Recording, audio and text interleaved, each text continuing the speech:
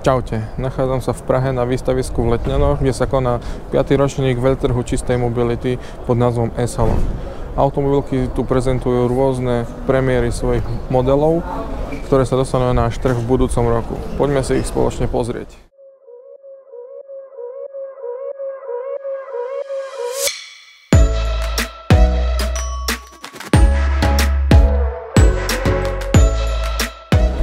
Ako prvého tu máme zastupcu malých mestských elektrických crossoverov, je to Ford Explorer, ktorý zdieľa svoju platformu MEB s Volkswagenom, respektíve Volkswagen poskytol túto platformu a Ford na ňu postavil nové auto s novým podvozkom, ale batérie a motory sú rovnaké ako vo Volkswagenoch, čiže využiteľná kapacita baterky je 77 kWh. Na výber budú pohony oboch náprav a taktiež pohony zadnej nápravy. Zadokolka bude mať 170 koní a štvorkolka buď 286 alebo 340 koní.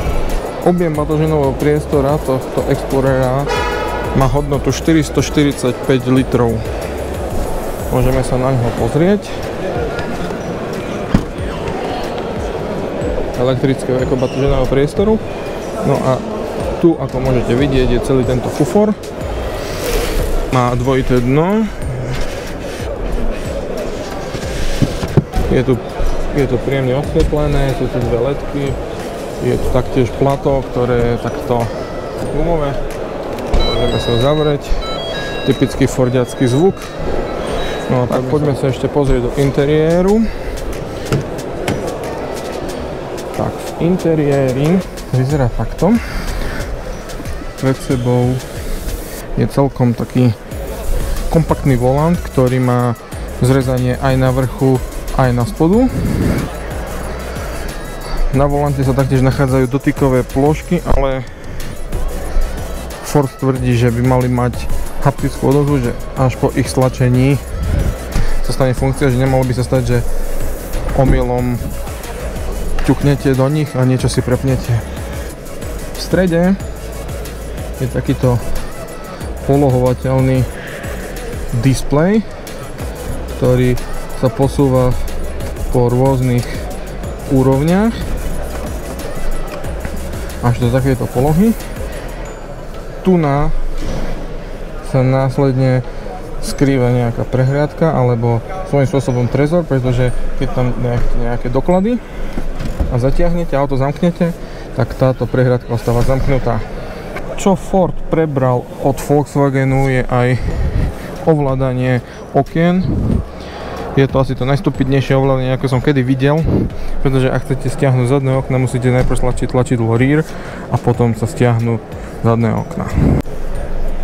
Čo sa týka posedu v aute, tak musím povedať, že pozícia za volantom je príjemná, sedíte príjemne nízko a priestoru v prednej časti je dostatok aj na mňa veľkého. Čo musím pochváliť je aj tento dizajnový prvok, ktorý slúži ako soundbar.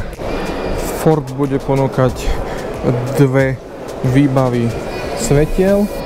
Jedny budú full LED matrixové svetla s vyrezávaním a prispäcovaním do zákrut a druhé budú full LEDky bez vyrezávania. Čo sa dizajnu týka, tento Ford Explorer sa Fordu naozaj podaril. Aj keď áno, viem, dizajn je subjektívna vec, každý si na ňo urobí názor, no ja hovorím, že mne sa tento dizajn veľmi páči. Dizajnu pomáhajú aj tieto 19-palcové kolesá, no ak chcete ešte výraznejšie disky kolies, tak na výber budete mať 19-ky a 20-ky. Ako si môžete všimnúť, tak Ford má aj nové ploché logo. Je to trend, s ktorým sa stretávame a uvidíme ho aj na viacerých autách tu na e-salóne. Oficiálne ceny zatiaľ ešte nepoznáme, no v Nemecku sa odhaduje, že bude štartovať na sume približne 45 000 eur. Peugeot si pre návštevníkov e-salónu pripravil jednu čerešničku v podobe konceptu Inception. Je to koncept, ktorý ukazuje, kam by sa mal Peugeot v budúcnosti posúvať a musím povedať, že takto naživo vyzerá ohromne. Ukážeme si ešte, ukážeme si ho dozadu, pôsobí veľmi hranatom. tie línie sú neskutočné. Kolesa by mali mať logá, podobne ako Rolls-Royce, kde vlastne tieto stredné oznaky ostanú vždy v tejto polohe. Typický pežoťacký skleteľný podpis vo forme troch pazúrov.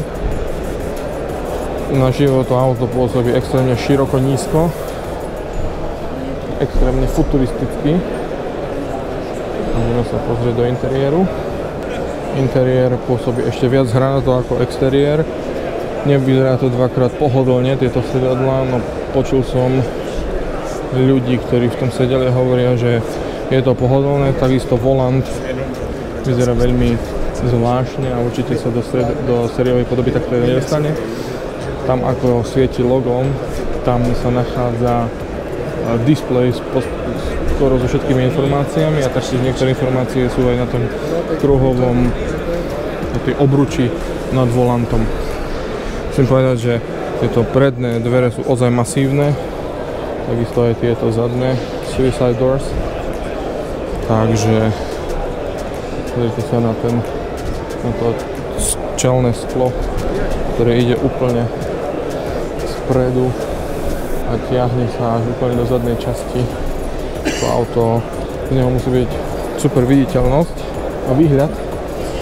A spredu taktiež opäť pežoťacký podpis a tie levie drápy. Takže od Peugeotu, ktorý tu predstavil aj facelistovanú E2008, sa posúvame ďalej. Stále ostávame v koncerne Stellantis, kde máme Alfy, Fiaty, no a Fiat tu predstavuje svoj nový model Fiat 600. Má to byť nástupca 500X, ktorý je ale menší. Prichádza v čisto elektrickej variante a na vybraných trhoch bude ponúkaný aj s 1.2 s manuálnou prevodovkou, tak ako aj jeho súrodenec Jeep Avenger, s ktorým zdieľa platformu, tak ako aj s 2008 elektrickou a elektrickou mokou. V koncerne Stellantis teda budete mať na výber, či si zvolíte túto elektrickú 600 alebo tohto elektrického Avengera. Ja osobne by som išiel určite do Avengera. Cupra tu predstavuje svoj druhý čisto elektrický model Tavascan, ktorý je súrodencom ID5 a taktiež Enyaq Coupé, lenže ako prvý z nich dostal upgradeovaný elektromotor a vo výbave Veloz bude mať kombinovaný výkon dvoch elektromotorov na prednej a zadnej náprave, 340 koní a odhadovaný dojazd by mal sa pohybovať na úrovni 517 km. Zrýchlenie z 0 na 100 by malo byť 5,6 sekundy, maximálna rýchlosť 180, no a maximálne krútiaci moment by mal byť na úrovni 545 Nm. Tavascan ako úplne prvý model v Európe má vzadu podsvietené logo, no a keď už sme v zadnej časti, tak môžeme sa pozrieť na jeho batožinový priestor. Jeho objem je 540 litrov, je to veľmi príjemný kufor, do ktorého sa v pohode zbalí rodinka na dovolenku, má dvojité dno, elektrické ovládanie.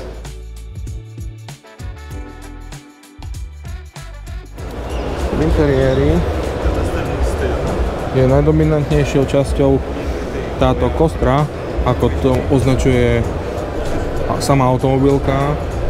Vyzerá to veľmi efektne, taktiež sú krásne aj tieto škrupinové sedadlá.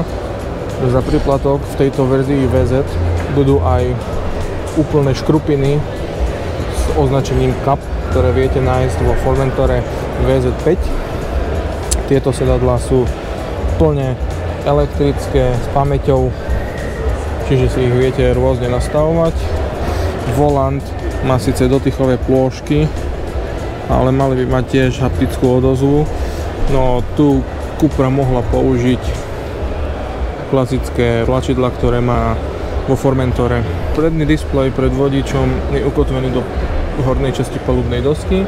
No a v strede sa nachádza veľká 15-palcová obrazovka. Našťastie ovládanie klimatizácie je už vyriešenie podsvietením, čiže nemal by byť taký problém ako pri modeloch Leon a Formentor, ktorí toto podsvietenie nemajú.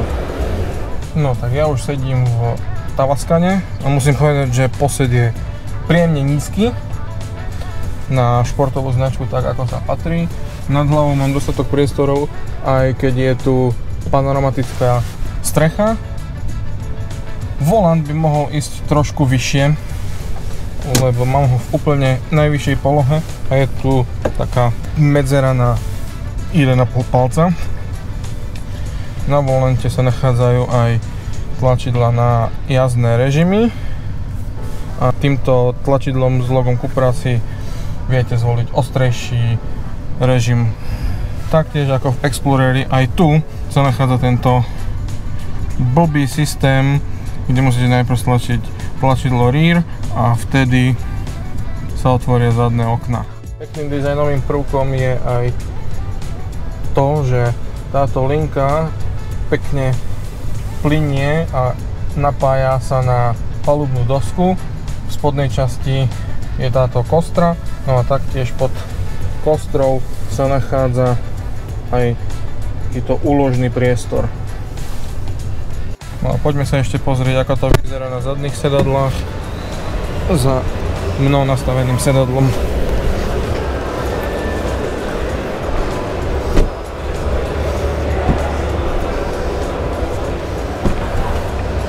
Sedadlo sa momentálne odsunulo dozadu, čiže je to trošku skreslené,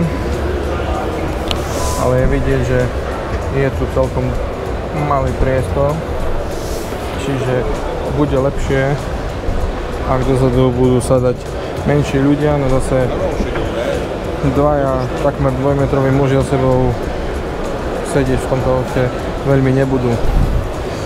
Na zadnej výplni dverí sú tvrdé plasty použité, ale čo musím pochváliť je tom, ako pekne svietia tieto trojuholníčky v tvare loga Cupra. Tento materiál na tejto lakťovej opierke v dverách je taký určite z recyklovaných materiálov.